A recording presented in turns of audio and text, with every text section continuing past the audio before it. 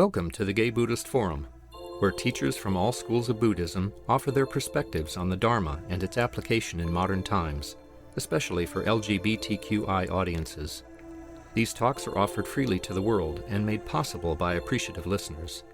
If you would like to support our efforts to share the Dharma with underserved audiences, please visit gaybuddhist.org.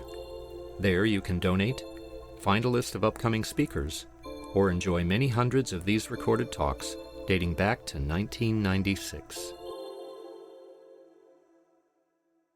For those of you who haven't heard my Dharma talks before, I always start with some music.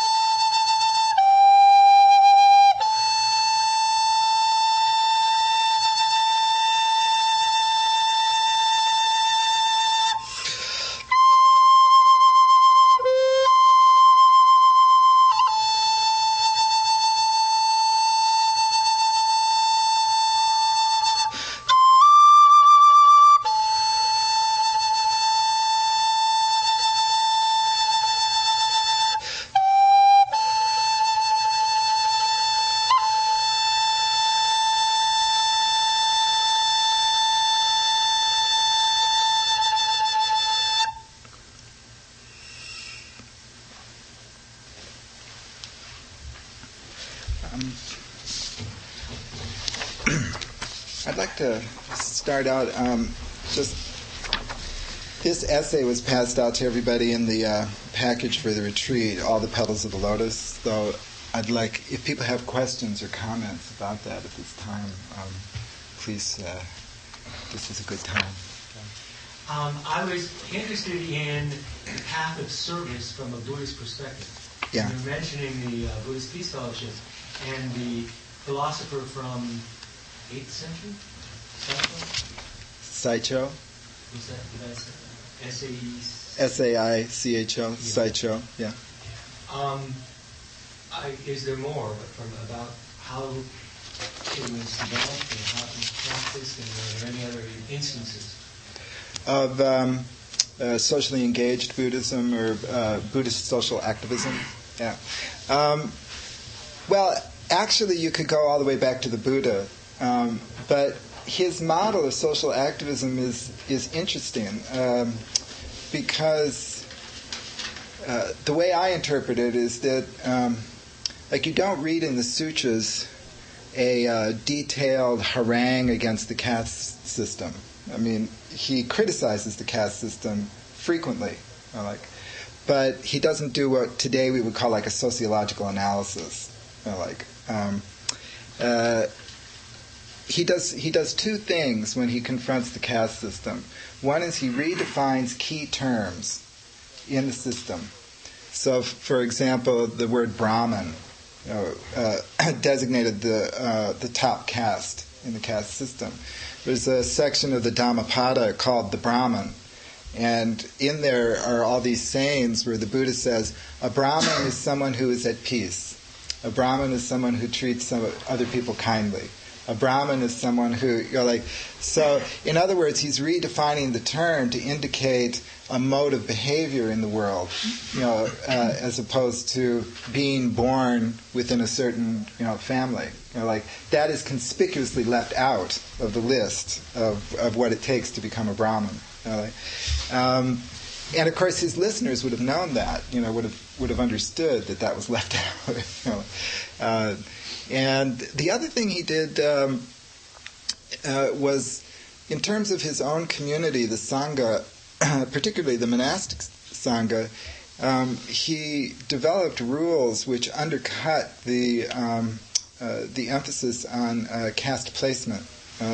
So I can't remember whether I talked about this at one of the talks or not, but when you read the Buddhist monastic rules, it's incredibly detailed, and when you first read them, you're wondering why are all these rules in there. But almost all of them, if you investigate, they have a very good reason for being there. Take, for example, his rule about seniority. Seniority was to be determined by when a monk took his precepts, so not by their age.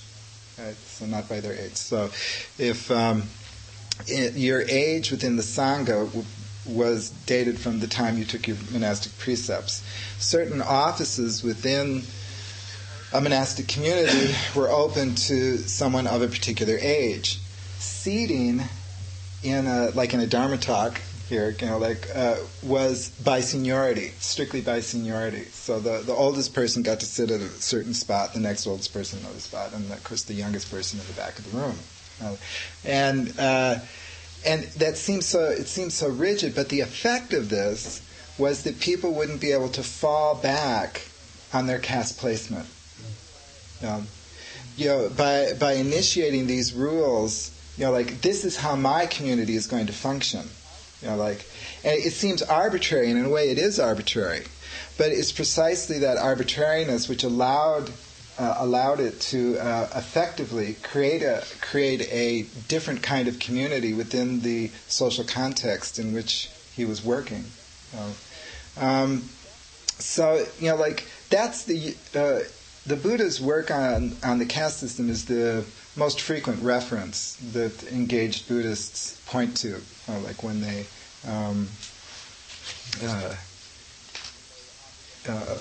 when they offer their interpretation of what it means to be a good Buddhist. And I think it has a lot of validity. Having said that, it's true that throughout most of history, Buddhism has been, let's see, how should I put it, politically acquiescent. So that, and I think, it's very interesting about spirituality and philosophy. You kind of have two camps, not just within Buddhism. One of them is the idea that you should reform social institutions to create a better world.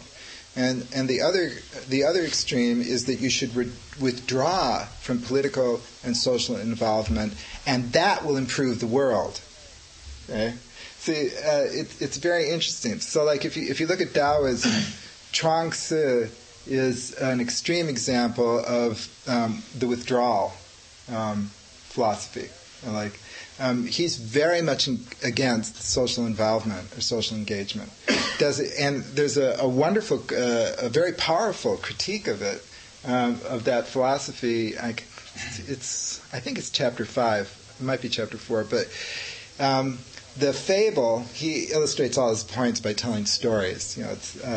The fable is that a student of Confucius decides to go off and reform an emperor. Now remember, China was a lot of different states at that time. There wasn't, and so there's one emperor who is behaving badly, and following Confucius' advice, he decides to go over and rectify the behavior of this particular emperor. So Confucius responds and says, Confucius is actually speaking for Chuang Tzu in this. Confucius would never have said this, but he says in this fable to his student, I would advise against this. And the student says, why? This is your teaching. And then there's a very detailed analysis of what will happen to this student of Confucius if they do that. One is that they will go to this tyrant.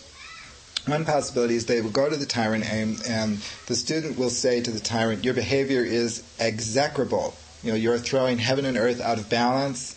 You're causing terrible suffering. And in which case he will be tortured and beheaded. So we have a lot of modern examples of rulers who behave exactly like that. So if the student is a little savvy about what's going on, then what Chuang Tzu details is that step by step by step, the student will become exactly what the tyrant wants the student to become. At first it will be a little compromise, and then it will be another little compromise. It won't be a big one, especially if the tyrant is kind of intelligent, at seducing intellectuals, it sounds very, very modern, this analysis, but when I read that, I have to remember that Chuang Tzu was writing during the Warring States period in China. A ruler of a state in China, and during the Warring States period, at various times there were up to 100, warring factions. And the period reminds me very much of medieval Italy. Where people would sign treaties and then they'd immediately stab their neighbor in the back, without, it might be, 36 hours later, and it was a very, very tumultuous time. And so that's the context in which he wrote that, that analysis. Better not to grab the tiger by the tail. And then, but you have the other, and I think a lot of Buddhism was influenced by that kind of view. I can't point to a Buddhist sutra that is as explicit as Chuang Tzu, but there's a kind of states rise and fall. Countries come and go like leaves in the wind. It's kind of it's ephemeral, and we're going to put our efforts elsewhere. And there's also a view that ultimately, the state is unreformable. That's not where you can actualize compassion. That's not where you can actualize wisdom. Once again, the context in which these kinds of view arose, it's like the possibility for reforming that kind of tyrannical bureaucratic system, that was very, very slim. And in Chinese history, there are a lot of revolutions that were inspired by religious reform, the Yellow Turban. The Yellow Turban sect fomented revolution that was Taoist inspired, and the White Lotus Society fomented revolution. They were successful. They overthrew the Yuan dynasty, the Mongol dynasty. Then immediately, when the head of the White Lotus Society attained power, the first thing he did was to get rid of the White Lotus Society.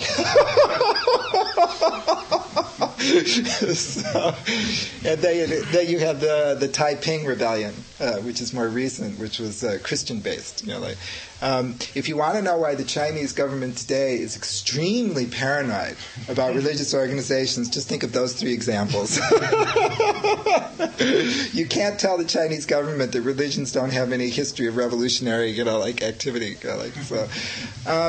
But there are a lot of individuals that you can point to who are great inspirations. I'm trying to remember, there was one in Japan. He's the Japanese are I think it's something like Gyo-yu or Gyoju. I can't. His name isn't coming to my head, but he built a lot of bridges and repaired roads. That was his Dharma practice.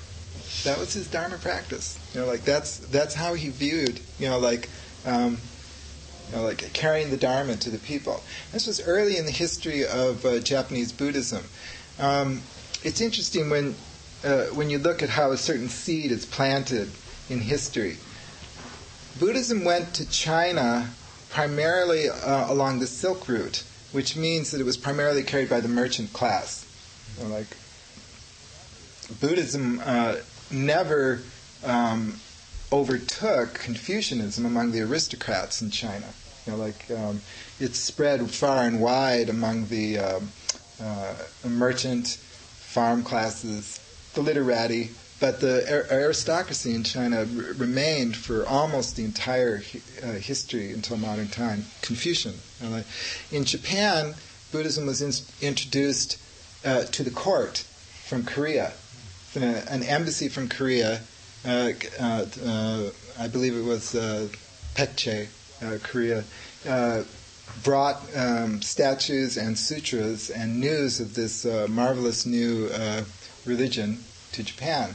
And the aristocrats took to it. But they sort of viewed Buddhism for, 300 or 400 years as an aristocratic privilege. It wasn't until the 1200s that Buddhism really became a mass movement, with Pure Land Buddhism, Nichiren Buddhism, and Dogen Zen, were specifically aimed at carrying Buddhism to the populace at large. But for a number of centuries, it was considered an aristocratic privilege. And so when this particular monk, that's why I'm giving the background, was repairing roads, he was told by the government to stop doing that. That isn't what a Buddhist monk should do. A Buddhist monk should serve the state, serve the aristocracy. There's a wonderful episode in Sei Shonagon's Pillow Book.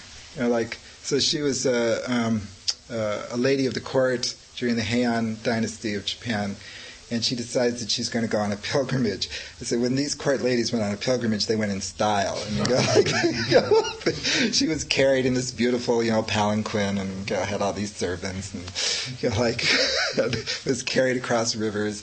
Anyway, she describes going to this Buddhist temple. I think it was Todaiji, but anyway, it was for some big ceremony. The ceremonies were beautiful, mostly based on esoteric Buddhism. So a lot of mantras, rituals, bells and whistles.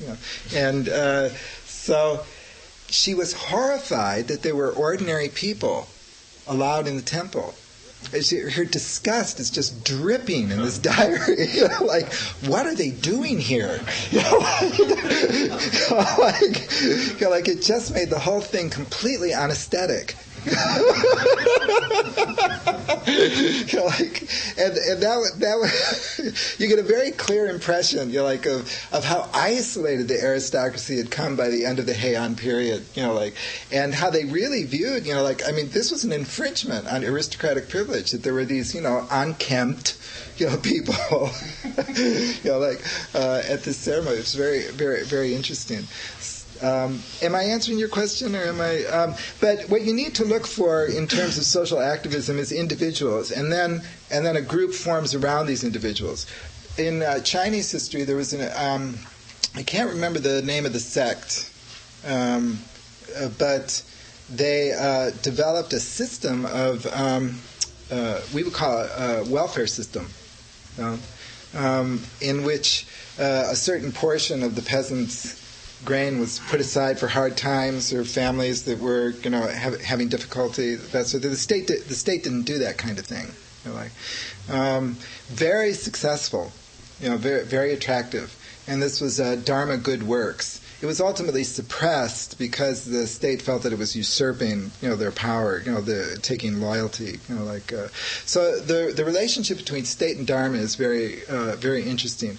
In China, there was a long-term dispute about whether or not a monk could bow to the emperor, you know, because you know, when someone becomes a monk, the phrase is they become a son of the Buddha, you know, like son of the Buddha, and they should only bow to the Buddha. They're also called home leavers, you know, which in China is a very powerful appellation, you know, to leave home, you know, like especially like if you're the eldest son or something like that, you know, like. But the term home leaver means that your biological family is no longer your family. You know, the monastic sangha is your family, and so there was a dispute which lasted like 300 or 400 years about, you know, how that was going to play out politically. Did you? I couldn't find a dictionary, so I couldn't figure out the difference between exoteric and esoteric. Oh, yes, sorry. Exoteric means public. Esoteric means secret. So esoteric Buddhism is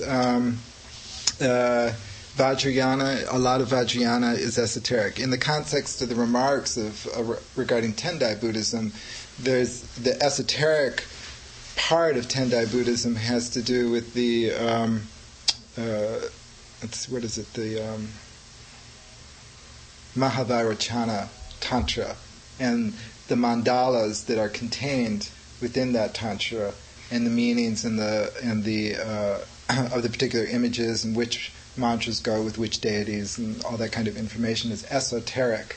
Yeah, the huge sand drawing that they had at the museum. Right, right. They had this story about how they couldn't reveal the secrets. Right. Right. So those are passed down from teacher to student. Now, it's possible to gain access to the texts, you know, like, but you won't have a clue as to what they mean. It's all coded, you know, like, and you know, this means that, and this symbolizes that, and this symbolizes that, and that's what's passed down to you. So, what's interesting about Tendai Buddhism is, though it practices esoteric Buddhism, it considers the highest teaching of the Buddha, the Lotus Sutra, which is exoteric or public. Like, other questions? Succumbing to lunch? So, do people have any questions on the Shin Shin Ming that we chanted? It's a wonderful. I don't know. Maybe this isn't a question I'm asking, but it seems so remote of some kind of, I don't know if the word mindset is the right word, but I'll use it to a mindset where there's no discriminations between anything whatsoever. Right. It seems kind of like, how can you have the Eightfold Path, which is all about ethics, if you not discriminating anything about good or evil, or Right. making judgments about anything. Well, it helps to understand Seng San's story. You know, like if you know about him, a lot of what he says in here makes much more sense. So I'll tell you a story briefly. Seng San entered into the study of the Dharma when he was about 40, which was late. I mean, it was much more traditional to start like when you were 10 or something like that. And what propelled him into the study of the Dharma was he got leprosy. He came down with leprosy. And of course, leprosy in those days, it's very serious now. It's a very serious disease now, but in those days it was, the worst.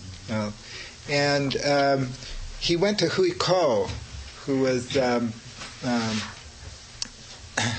he was Bodhidharma's heir in the Zen tradition. And the story is that he approached Hui Ko and said, I have leprosy. What have I done wrong? So in a Buddhist context, what he was trying to get clear is, why has my karma manifested in this way? What did I do in a past life, or what did I do in this life, so that this is manifested? So you get the impression that Seng San was probably a fairly devout Buddhist layman, because he's asking that question from this perspective, And Hui Ko says, "Show me you're right or wrong. Show me you're good and bad." And Seng San says, "Well, I can't find it. That's why I'm asking you." And he says, "Well, I can't find it either. So take care of that." So you have to sort of put yourself in Seng San's frame of mind to understand the impact of Hui Ko's answer. He was expecting an answer, say, along the lines of, yes, you did something terrible in your past life, and that's why you're doing. I mean, this would be a traditional Buddhist answer. This would have been the kind of information. What he received from Hui Ko was not what he expected at all. It's like, I can't find good and bad either.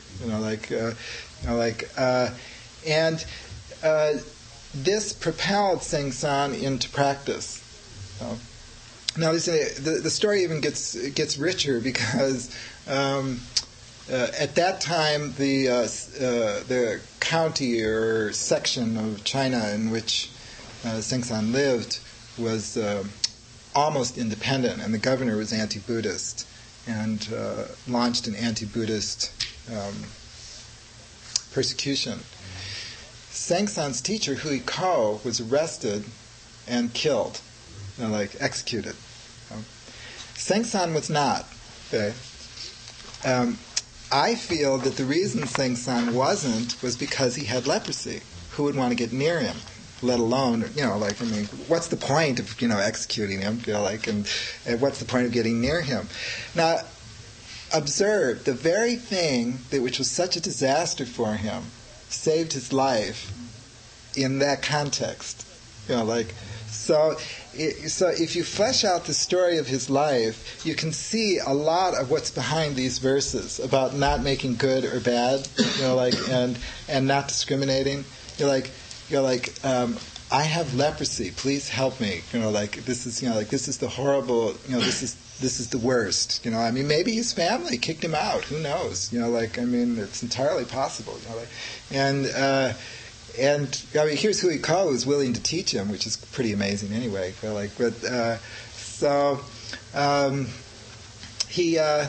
He had that frame of mind. And then there's this other disaster. His teacher's killed, and he's not. Why? They don't want to go near him. What was a bad situation turns out to be a good situation.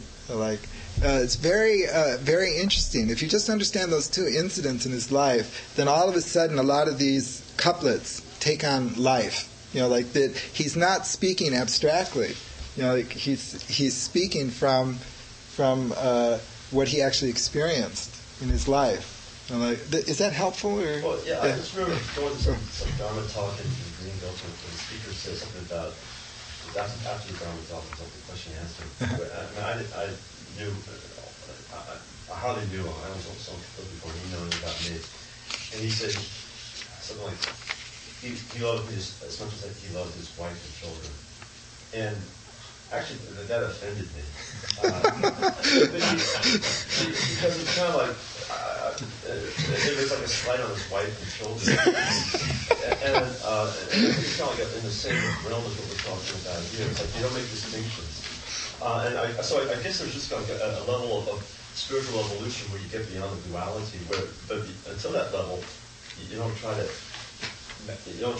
ape it. I mean, you live in duality and you have your ethics and you try to, fight against the Republican Party.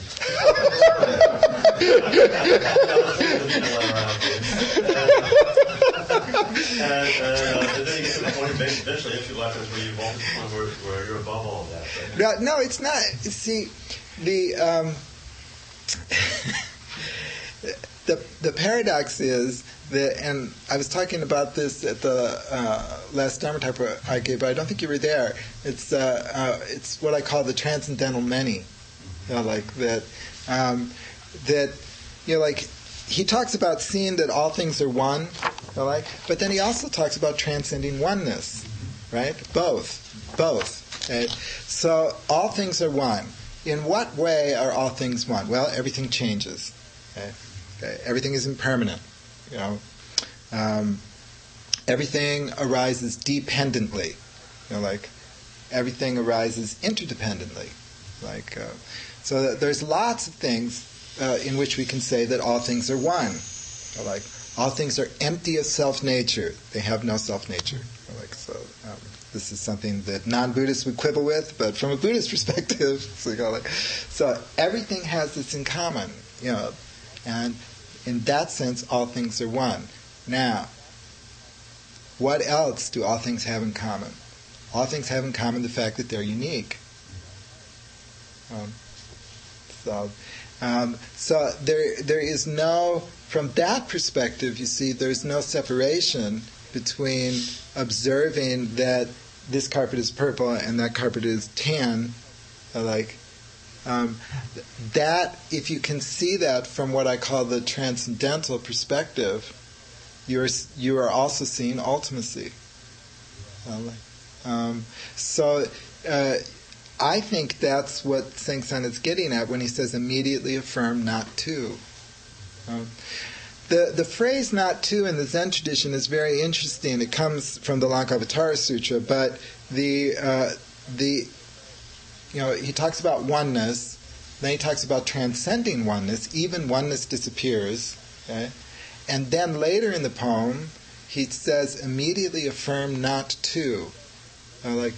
And in the Zen tradition, from Sengsan forward, you very rarely find the term oneness. What you find, instead you find the term not to. Because if you have oneness, you have manyness, and if you have manyness, you're back into that mutually exclusive arena. So instead of looking for oneness, you look for the non-dual nature. The fact that everything is unique is part of their non-duality, but it would be difficult to integrate it into a view of oneness. Is that helpful at all?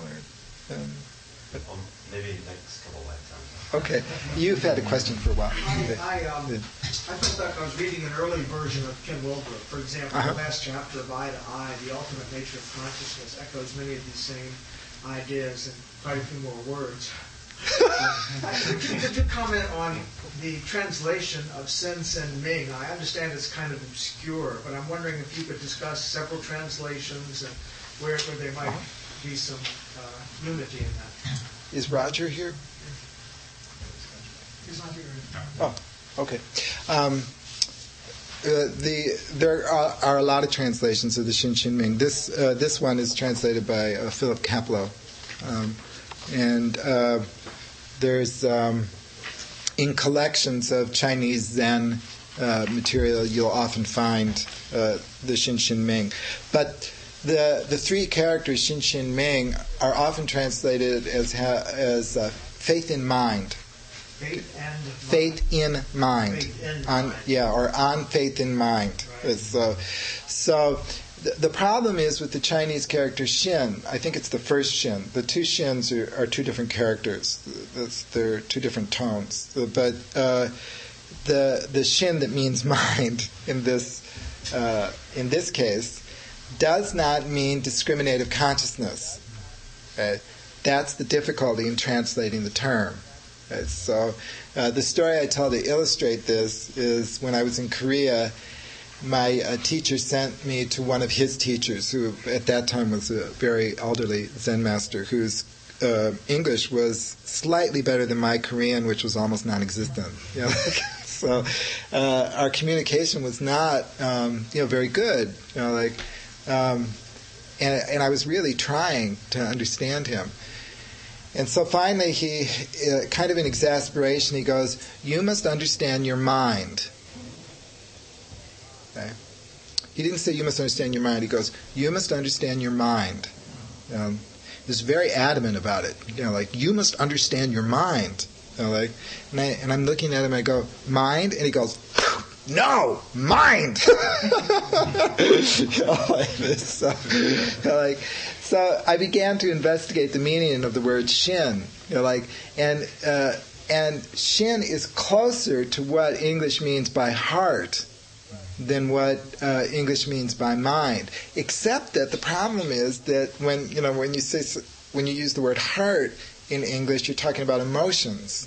And it's not talking about that either. It's talking about the wisdom of the heart. Ken Wilber does use heart-mind hyphenated. I'll bet he got it from this kind of because the word chitta in Sanskrit is similar. When you are reading a Buddhist text, if something seems pretty opaque or not clear, one of the techniques I found that almost always works to make it clear is to substitute the word heart for mind. And often the meaning will just click, fall right into place. Is that helpful? It's because that's why I said you can translate it as faith in mind or on trusting the heart. The other Shin means faith or trust. See, so the word faith in English has irrationalist connotations. Like I believe because it is absurd. Like Tertullian's famous statement. I have faith. Credo in absurdum est. Or Kierkegaard's leap of faith. He talks about taking that leap precisely because it is totally unreasonable, precisely because it is totally irrational. And within a Buddhist context, in my opinion, those connotations don't really apply. I think the emphasis is more on what I would call trust than faith. The trust is, for example, if you go to a Zen center and you first learn to meditate, your first experiences of meditation, more likely than not, are very uncomfortable and in terms of your body, and cacophonous in terms of your mind. You might hear this Dharma talk about the clear, lucid mind, and you've been meditating for maybe 3 times, and it's like 5 radio stations going on at once. And here's this guy giving a Dharma talk about clear, spacious, free, open, and lucid mind. And you're going, yeah, right. But the trust is that at the beginning of practice, you need to have a foundation of trust in the tradition, and that this will and that it will pan out, that it really is necessary, but it's not unique to Buddhism. I like to pick very ordinary examples to illustrate this. If I decide that I want to learn a musical instrument, I go to a teacher. The teacher tells me to do certain things, maybe breathe in a certain way or hold my hands in a certain way, and I trust, even though that may be uncomfortable, that eventually that will work out. I trust it because this music teacher plays music pretty well. Now, I admit that in meditation it's a little more vague because we can't get into each other's minds. But it's that same kind of relationship that I believe is more fitting, than the word faith. Does that make sense? Yes. Okay. David? Okay. I was just going to make a comment about the character for Shin. Yeah. It's actually a schematic diagram of the heart. Oh, is it? The organ of the heart. See? I still am. I find myself just really confused because I see on the one hand the Shin who says there not to whatever it is. On the other hand, we know that we should follow right speech, right action, and so on. I mean, how do you bring them together? In what sense do they come together? Oh, that's a good question. Let's see if I can come up with a good answer. Paradoxically, if you're really not discriminating, then you also shouldn't be discriminating against discrimination. So it's a paradox. Yes, it is a paradox, right.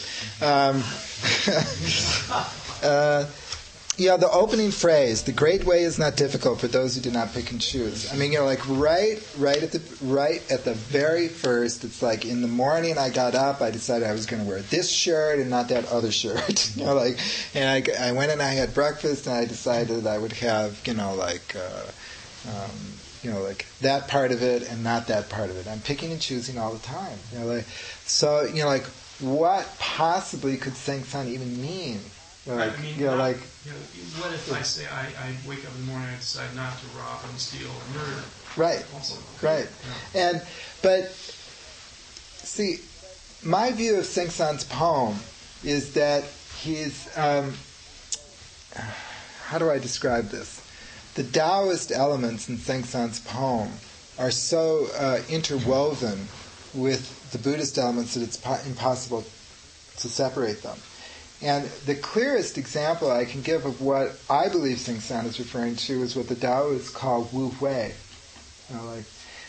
Wu Wei literally means doing nothing. It actually means nothing doing, but anyway.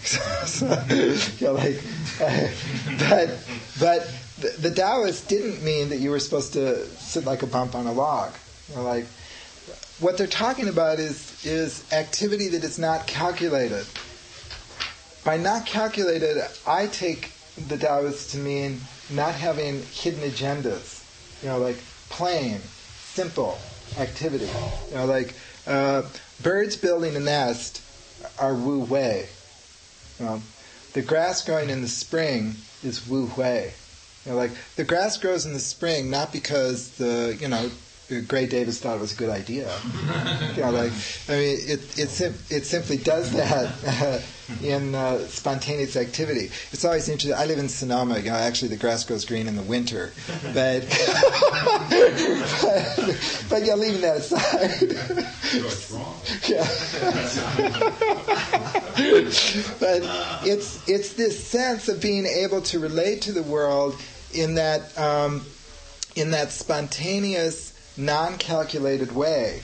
And I think that if you approach it in that way, you can integrate the ethical basis of practice, with what I believe Sengsan is talking about. After all, Sengsan went on after the governor who was persecuting Buddhism died, and he went on to teach. He was engaged in activity. Incidentally, it's a nice story about how he died. He was giving a Dharma talk, and he stops in mid-sentence and bows and passes away.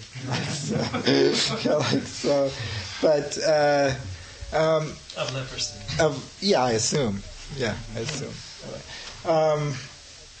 Is this helpful? What I'm bringing up? I admit it's a stretch. In the theory of the two truths in Buddhism, they have ultimate truth and relative truth. Ultimate truth is what I call transcendental truth. It's what all things have in common. So usually from a Buddhist perspective, ultimate truth means emptiness. Emptiness is the ultimate truth of things. That all things are empty of self-nature. But the deduction from that therefore things don't matter, or that therefore things don't exist, is not what Buddhism means when it says that things are empty. But it's what people fall into. And in Buddhism it's called falling into nothingness. Falling into nothingness. So, and it's being able to hone the middle way between the idea that things exist separately and substantially and the idea that things do not exist at all, which resolves the ultimate view and the relative view. So that most of the time, Sengsan is speaking from the ultimate point of view. And so, on the other hand, he says, do not neglect the sense domain. Because the sense domain is also the realm of enlightenment. The point about emptiness and ultimacy is that it does not negate cause and effect. And in terms of our activity in the world, cause and effect, both ethical cause and effect and physical cause and effect, is also an aspect of ultimacy. Emptiness is completely compatible with consequences. Jim? Yeah? Could I add something? Because I have this idea that the human being has evolved over a long period of time, even through mammalian and then human evolution. But let's say in the human societal being, has evolved moral, archetypal parts of their anatomy. More like the archetypes that we have of father and mother that exist in our brain. These also have evolved moral archetypes. Now, they have evolved, I believe, because in the indwelling Buddha nature encourages them to evolve. Sees their benefits, sees that not killing helps sustain a community, sees that being gentle to the earth helps your life, being kind makes you friends, and that we're kind of fighting against the animal survival, so there's a way in which you can depend on these moral archetypes without studying the way, without being in Buddhism. It's just to rigorously set them down as rules. And that's using discriminative mind. You should do this, you shouldn't do this, do this, don't do this. And you set these rules and everybody abides by them. But if you transcend, or if you study Buddhism for a while, you find that you're obeying the same rules, but from a non-discriminative place. You just naturally accord with what has evolved, the goodness of humanity that has evolved. So you're playing the instrument in a different way. You're playing it like a master. It's the core insight of the Buddha, as I understand it, was the interconnectedness of all things. If a deep understanding of the interconnectedness of all things forms a very secure foundation for ethical behavior, in the world. I wanted to read from the Book of Ones. It's called the Book of the Ones, and it's a sutra called the Finger Snap. It fits in right here. It goes into our discussion. Monks, if for just the lasting of a finger snap a monk indulges in a thought of goodwill, such a one is to be called a monk.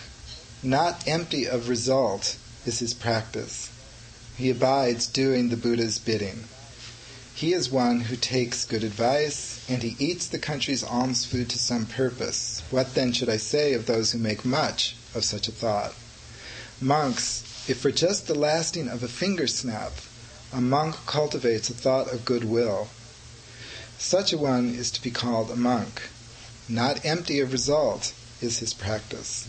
He abides doing the Buddha's bidding. He is one who takes advice and eats the country's alms food to some purpose. What then should I say of those who make much of such a thought? Monks, if for just the lasting of a finger snap a monk gives attention to a thought of goodwill, such a one is to be called a monk. Not empty of result is his practice. He dwells doing the master's bidding. He is one who takes advice and he eats the country's alms food to some purpose. What then should I say of those who make much of such a thought? Now, I thought of that because of the metta practice we did last night. But I believe understanding that the implication of that kind of statement is the resolution that you seek. For example, moving to another arena, the illustration I like to use comes about by asking yourself the question, who is breathing? Who is breathing you? I'm breathing. We're all breathing here. But who is breathing? The trees, the sky, the earth is breathing us. So, is that understandable? So, when we are sitting in meditation, who is it who is sitting in meditation? Just like when we're breathing, it isn't we who are sitting in meditation. It is the sky, the earth, all of existence that is sitting in meditation. When you have one moment of clarity, one moment of serenity, one moment of non-clinging in meditation, that is a moment of clarity for all existence. If you really understand the deep interconnectedness of all things. That's why he says there, if a monk has thought of goodwill that lasts even for a finger snap, his practice is to some purpose. His practice, it is not a waste that he takes alms food, from those, who give donations. Even just that moment ripples throughout space and time. It's one of the interesting things that I didn't write about this in my essay on all the petals of the lotus, but over the years that I've practiced, I've come to view that the most I can do for people is when I'm meditating. That is the greatest act of generosity I have available. That doesn't mean that I don't, that I don't vote or that I'm not Chuang-Tzu. But I don't view it as either or. But when people first enter into practice, they usually enter into practice because they're miserable at some level. They're hurting. Their individual life is hurting. It's usually their individual life that's hurting. Their relationships are a mess. I hate my job. TV sucks. That. The world isn't going the way I want it to go. And I just want to calm down some. Teach me how. So you go to a meditation center. So, and what's very interesting about this is that most people who enter into meditation practice, they drop out. Usually, about 3 years. Most people never come back a second time, but if they do come back a second time, then there's a very big dropout rate after 3 years, and that's because they get a new job, they find a new relationship, or whatever was the catalyst for them going into spiritual practice has now resolved itself. So the reason for going into that has evaporated. For if you're very fortunate, what happens is a turning of the mind takes place in practice, and you begin to realize that this practice has effects beyond one's individual well-being. The Bodhisattva vows, sentient beings are numberless, I vow to save them all. So that's not just abstract. One moment of clarity, saving all sentient beings. A finger snap of goodwill, save all sentient beings from suffering. The mind that appears under those conditions is called bodhicitta. It means the mind of illumination, the illuminating mind. And that is a wonderful, when you practice, when you meditate, from the perspective of bodhicitta, it is as smooth as glass. It's just, like not a problem. It's wonderful. When you meditate from the perspective of the list of my personal agonies, that it's very tough. It's tough going because there's always another one coming up on the list. So it seems like an endless task. Most people have very mixed motivation. I don't want you to use this. This idea of bodhicitta versus personal motivation to criticize yourself. Oh, I'm a bad practitioner because I'm doing this because but bodhicitta will grow if you let it. Bodhicitta will grow if you let it, because the hook is, as the mind does settle and you do have some experience of serenity, you realize that it's not your serenity. It's not your personal possession. And that's the breakthrough. That serenity, that clarity and spaciousness is, Buddha nature, which permeates all of existence. So it's something you're uncovering or recovering, but it's not yours. I've wandered from your question. I hope that's okay. Can I ask, go on farther? I understand the feeling of interconnectedness and in meditation, losing yourself, and experiencing Buddha nature. But I really, when you say that your meditation helps all sentient beings, it sounds wonderfully poetic to me, but I don't really understand. I don't see any. Yeah, I know. Well, that's a toughie, and I don't really know how I can demonstrate it. On a theoretical level, you can demonstrate that nothing exists separately.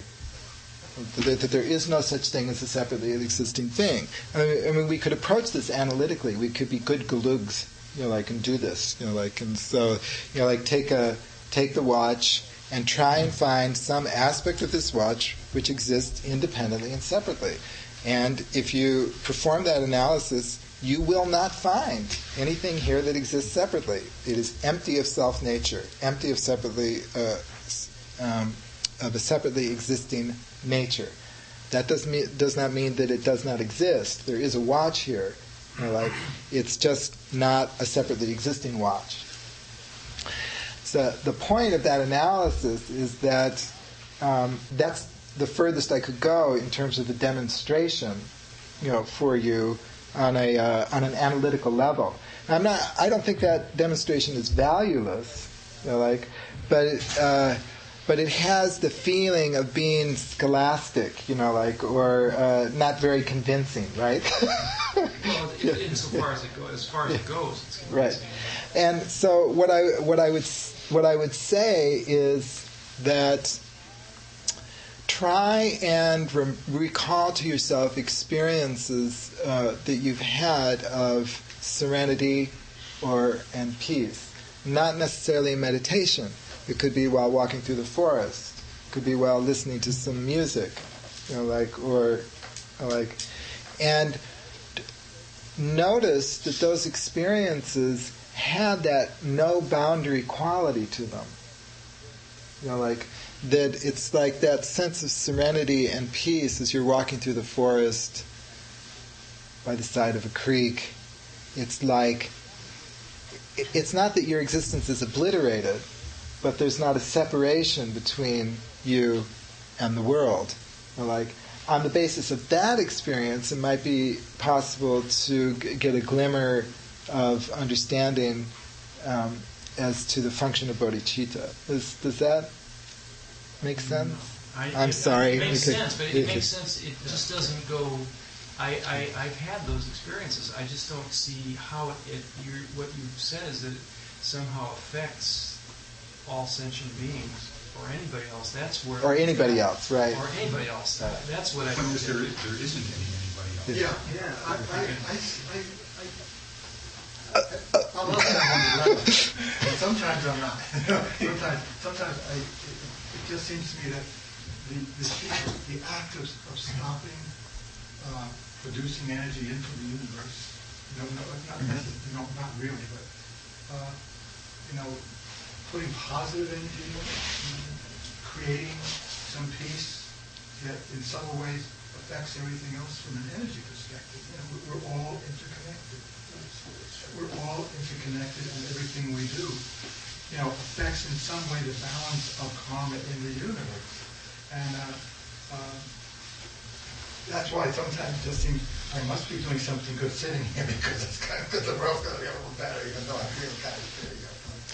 One of the things that I think... I find it very useful to have that notion and the parallel, the sense that physics gives us that we are all interconnected, that,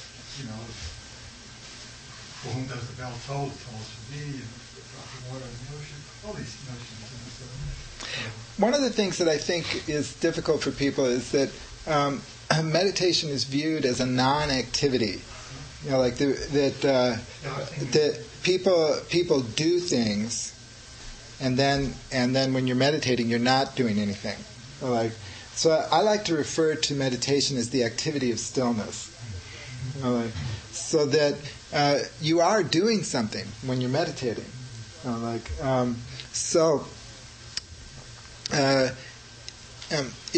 If you can break through that duality, it's particularly acute, I think, in American culture. Where what were you doing this weekend? Oh, I was sitting on my ass staring at a wall. It's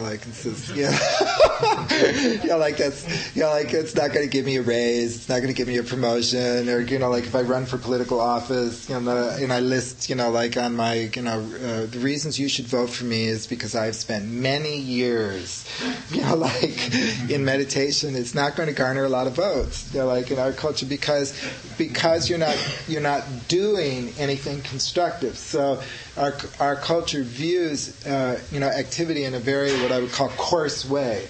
That it means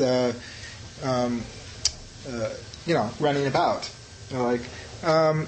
Who's that philosopher? Hannah Arendt has a long essay about she was German, and the role of the intellectual in America is very intellectuals are not valued very highly in America. And she said it's because, thought it was because, you're sitting at your desk and you write, it really doesn't look like you're doing much. You may be, churning through thoughts or, trying to make connections or, trying to weave a certain fabric of ideas together. But from a pragmatic point of view, it doesn't look like you're accomplishing anything. So even at an intellectual level, there's a problem. And I believe that's very deep. In our culture, so the idea of a hermit benefiting, sentient beings is a hard one to broach. That's not true in all cultures, and this also might be helpful. Our view is a culturally relative view. China is a good example of a culture that for many, many centuries valued its hermits. Hanshan, Stonehouse. There's a whole long list, from way back in Chinese history, of people who would go off to the Tendai Range or one of the other ranges, and they would be hermits. Now, the ones we know of are, for the most part, they were also poets. And so a large body of Chinese poetry has its roots in that tradition. But there were also many hermits who were not poets, and we don't know who their names were, but they are valued.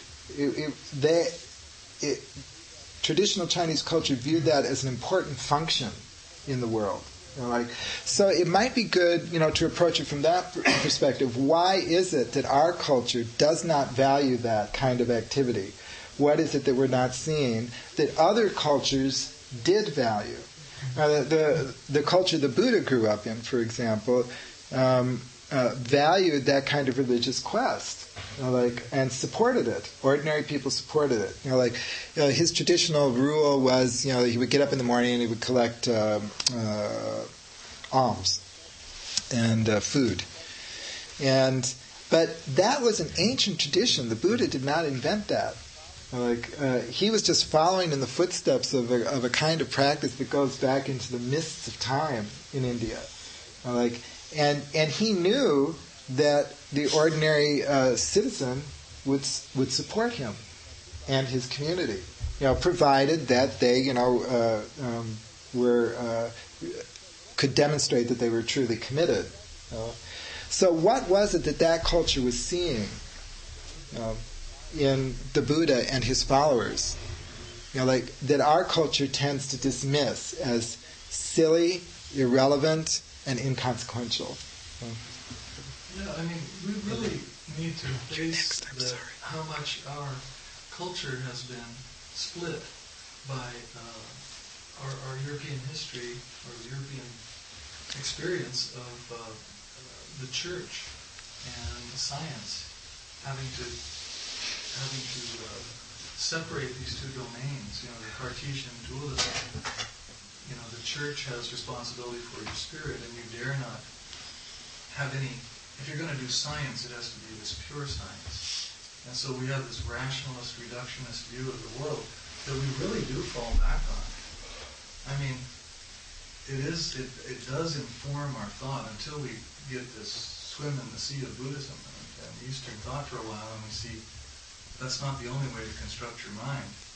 You can have a mind that is immediately open to the spacious oneness of all things, and then the next moment can go back to being rationalist and material. He's been wanting to say something for quite a while. Yeah, it's a good discussion. And I began, I was trying to get my hand up before, I began with a very simple question. But it's kind of gotten really complicated. I was going to ask, so how do you use this? Because we were chanting it before, and it was fun to chant, and it seems to repeat the same idea over and over and over again. So that's what I was kind of asking about the function of it. But as we were talking, and as you were talking about the distinctions in meaning between the mind or the mind, what are we talking about? We're talking about mind, and just the fact that we keep on going back to these words. What I've heard Buddhist teachers, including you, say again and again and again, if you don't exactly follow what I'm saying, just meditate. Meditation is where it occurs. Practice is where it occurs. But here we are with these words, and we keep on trying to parse these words and try to understand the experience verbally, which is our Western heritage. And I gather it's also part of the Buddhist and Hindu heritage to do this. But there's this other activity that when you were talking about mind here, I immediately identified as that thing that happens when we meditate. I hate to use the word dialectic between words and that other experience, but it feels to me like that's what happens to me in Buddhism, that I go back and forth between hearing somebody give a lecture, meditating, reading a book, meditating, chanting, meditating, and something happens here to the. And I keep on thinking back. I forget who said it. He who knows does not speak. Lao Tzu. After a while, you shut up, and you don't keep on going back to these words because it's just there, in your mind,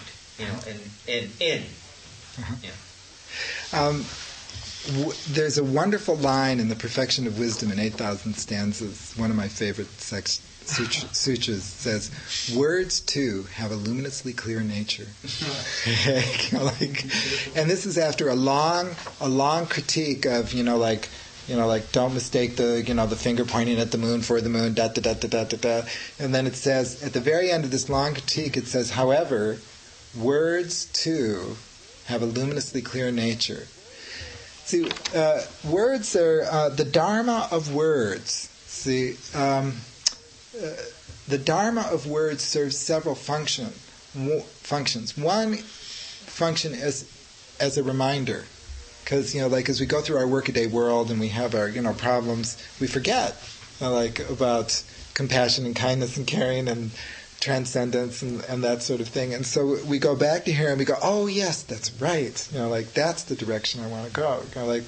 It's interesting about the finger pointing at the moon, but words may be only, quote, only a map, but if somebody tells me there's a great pizza parlor at the corner of 5th and Oak, if I didn't know that, I wouldn't be able to go there. Words like kindness, compassion, emptiness, wisdom are very powerful. They're very powerful maps. They may not be the reality themselves. That's all right. They have as maps, they have an important function. But at another level, everything in existence is a dependently arising event. Okay? Every single thing. Words are things in existence, and words are dependently arising events. The words dependently arising are a dependently arising event. Okay?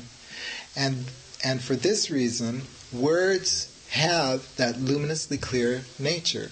Words exhibit and are embodiments of Buddha nature themselves. If Buddha nature existed everywhere except words, then the sutras wouldn't be telling the truth. The transcendental nature of all things means all things. See? So words are also things. Things aren't just material objects. Things are also feelings, emotions, ideas, relations, like to the north of or in between, all those kinds of things also have Buddha nature. So from that perspective, words are not a hindrance, to the understanding of perfect wisdom. They are, in fact, just like clouds, trees, cars, and pears. They come into this world arising in a dependent manner. And if you see them in that light, words are no hindrance. They are not only maps, they are maps which themselves embody the truth. Does that make sense? Yeah. Real quick, I know about the 2 cents pretty quick, but again, Kim Wilberson as well. I'll briefly make a concept. He said that there are 3 eyes, EYE. There's the eye of flesh, the eye of mind, and the eye of contemplation. The eye of flesh is the regular eye. You look and see that an apple's red and that it has the ground, and or you can measure its weight and so on. It's a sensory eye, and the eye of mind is like mathematics and logic and philosophy and so on, ethics. And the eye of contemplation is seeing reality through this separate eye, through meditation and the insights that meditation gets you. And that a common fallacy that's created in trying to acquire knowledge is using the wrong eye to look at a specific piece of information. Like, for instance, I wouldn't use a microscope to try to look at what the square root of a number is. That's using the eye of flesh or the eye of mind situation. In the same way, I wouldn't use logical discourse to try to explain what a contemplative state is and why meditation affects the world versus it doesn't affect it. So in a way, I'm almost kind of contradicting you. Like you saying, words have meaning to, as I understand it, words are kind of like an intellectual concept, and in a way they get in the way of things. If you want to take discourse away, they're great if you want to keep things on the eye of mind level. And have a discourse on the eye of mind. That's words are the tool of the eye of mind, just like a microscope is the tool of the eye of flesh. But if you want to get into why does meditation have an effect on the world, that's an eye of contemplation issue. And what I would think, or Will would say, and I would agree with me, meditate and find out for yourself. I just leave it at that. And my response to that would be that if it is true that Buddha nature manifests in all existing things, or is a quality of all existing things, then it would manifest equally at all 3 levels. It is present, radiantly present It is true, of course, that words can be an obstacle, and I wasn't. They are an obstacle for many people. But they are no more an obstacle than sensory objects are an obstacle. People get attached to having tulips in their yard, or having a certain kind of bread, or having people cling, which is the cause of suffering, but they don't cling to words more than they cling to other realms of existence. So it's not the words which is the cause of the difficulty. It is the clinging to the words, the clinging. It's somewhere in here he says just stop clinging.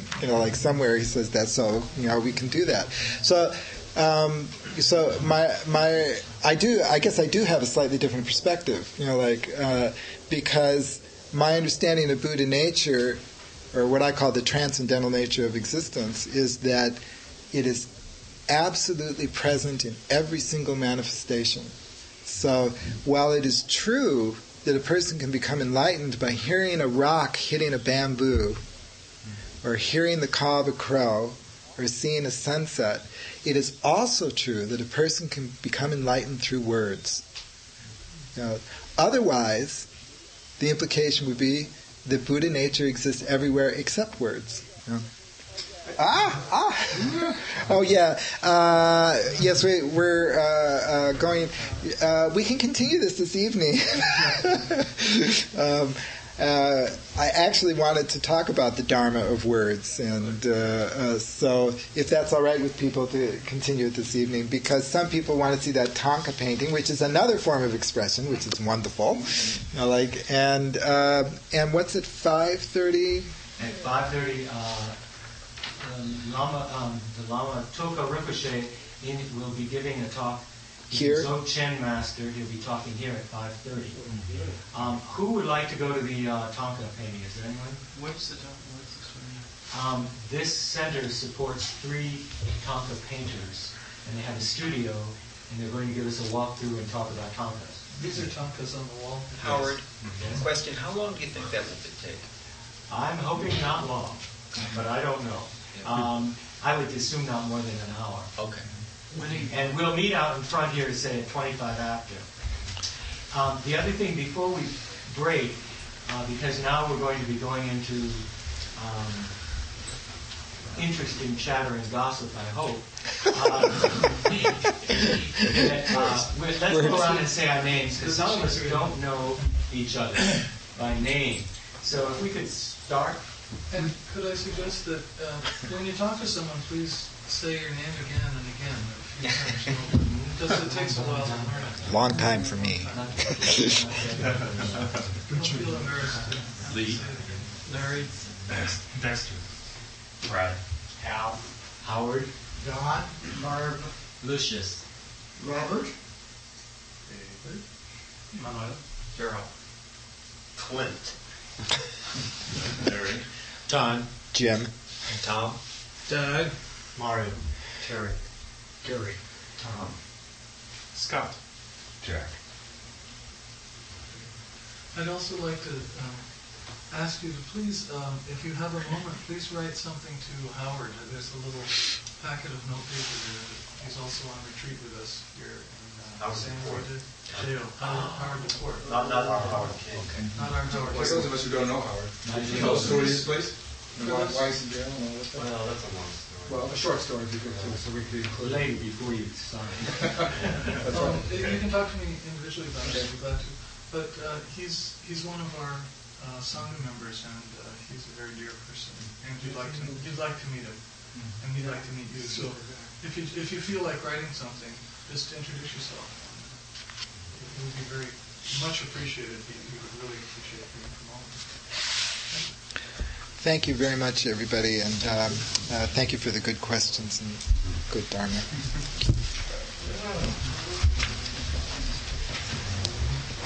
Gradual settings. Yeah, the gradual sayings. Right.